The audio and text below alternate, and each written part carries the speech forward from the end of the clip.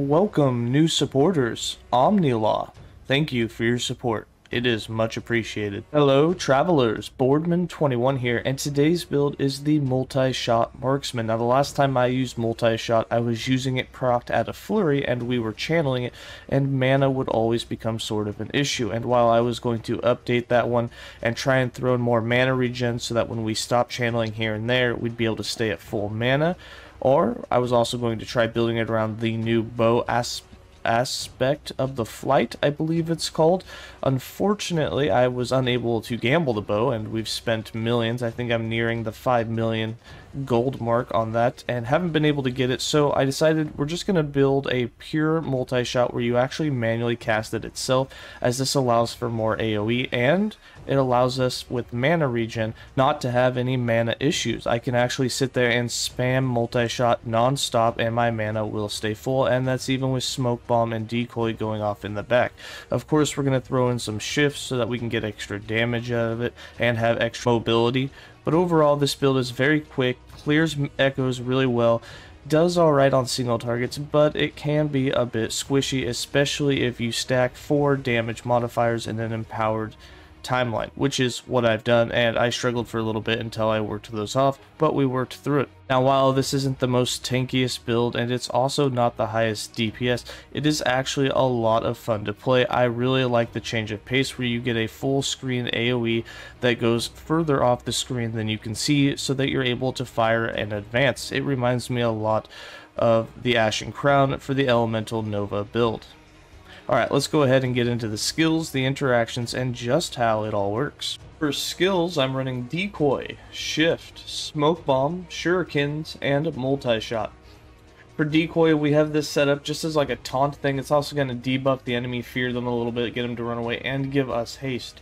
I've got 5 points in Boom, 3 points in Efficient Construction, 2 points in Sonic Detonation, 3 points in Ear Shatter, 2 points in Harrowing Noise, and 5 points in Warning Sound. You can build this however you want. You don't even have to use this skill tree. If you want to use something else like Flurry or something else that's going to be a mana generator in case for some reason you need it, you can do that instead.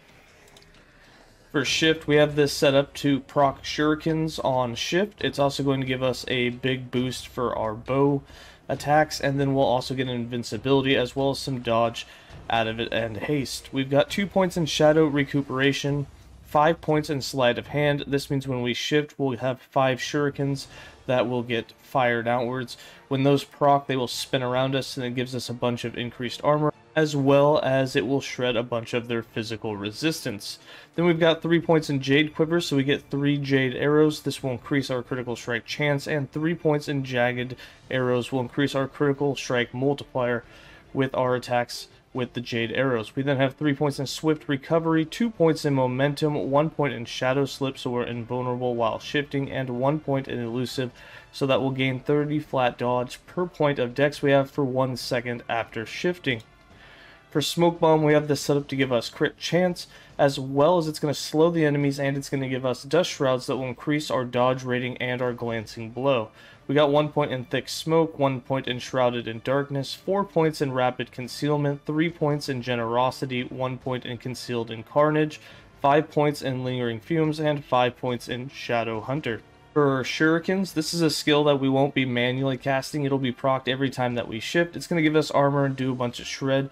We've got 3 points in Alacrity, 1 point in Thin Shurikens, 1 point in Blade Shield. This will make the Shurikens go around you in a circle. With 4 points in Ethereal Blades, they'll have a 100% pierce chance, so they'll continue around in a circle around you for their full duration, which is increased with 4 points in Floating Blades to just about 5 seconds, and then 3 points in Bladed Armor for each one of those, which there will be 5, will give us a 30% boost in armor for a total of 150% increased armor, and then 4 points in Abrasive Arsenal so that they give us 200% physical res shred every time that they get a hit, and there'll be 5 of them, so they're going to absolutely just shred that physical resistance on enemies. Then we got Multishot, which is going to be our main damaging skill, and basically the only skill that we're really using besides Shift. It's going to have 1 point in Efficient Draw, 1 point in Strong Pull. This gives it a lot more hit damage, although it does reduce the attack speed. But we really wanted the keep pushing them around with 1 point here. You have a 25% chance to knock back enemies on every hit. This means that you can basically just keep moving things away from you, which is a really good defensive thing about this skill, even though it has great offense, is just being able to keep things out of that melee range. We then have 2 points in quick draw, 2 points in true strikes, 2 points in large quiver, and 3 points in pinning shots so that we do 60% more damage against slowed targets. 1 point in back-to-back, and 2 points in repeater bow so that every 4 shots with multi-shot it will double cast. 2 points in hang loose for some attack speed, and 3 points in point blank so that we do 75% more damage for enemies that are getting closer to us and 75% less damage for enemies that are far away, which means as things get closer to you, you're going to kill them quicker.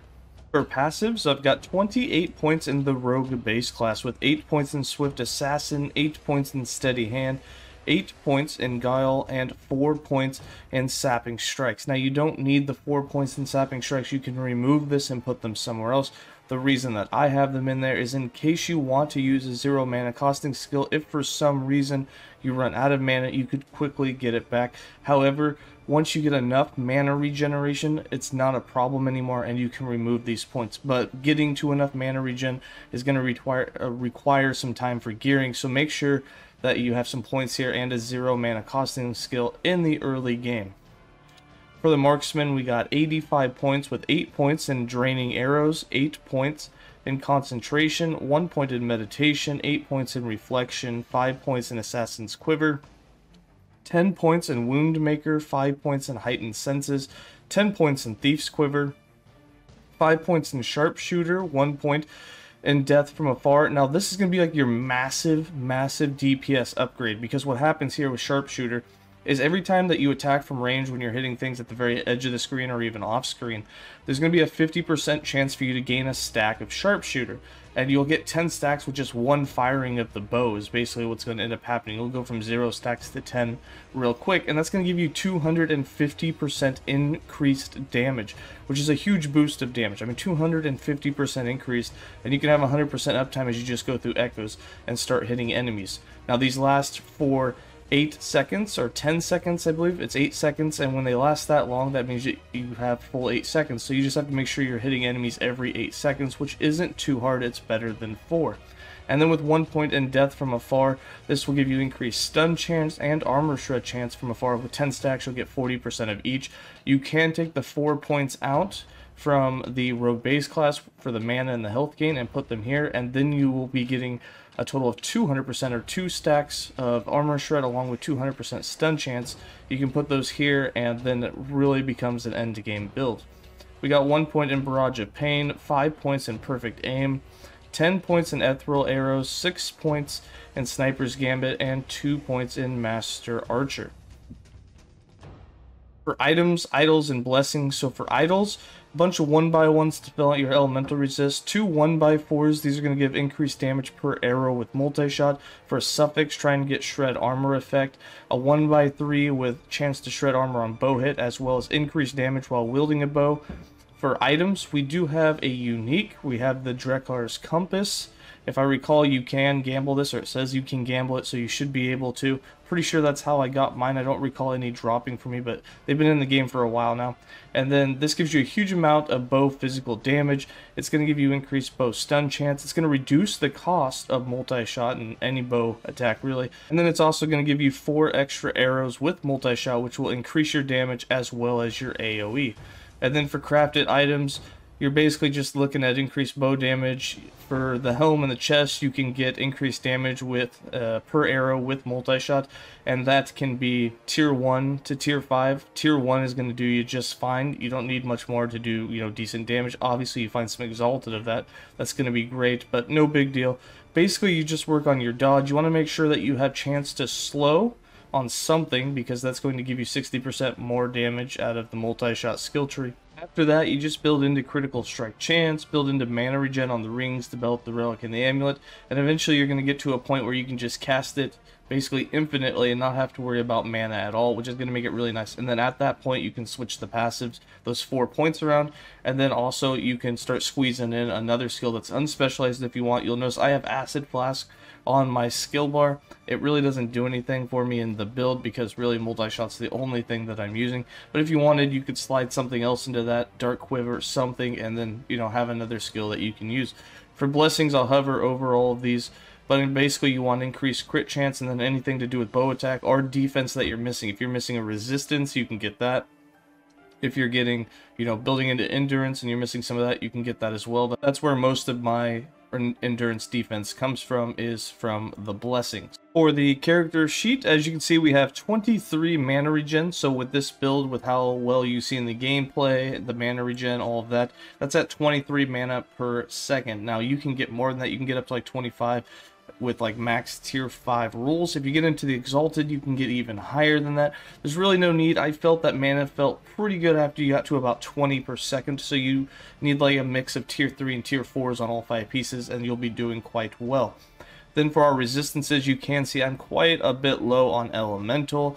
I've got some decent physical. Now, one way you can get your elemental up so that all of those resistances are covered is you can put some passive points into the elemental arrows, and you can generate them, but as long as you don't use anything other than Multishot, you wouldn't actually consume them, which will allow them to stack up.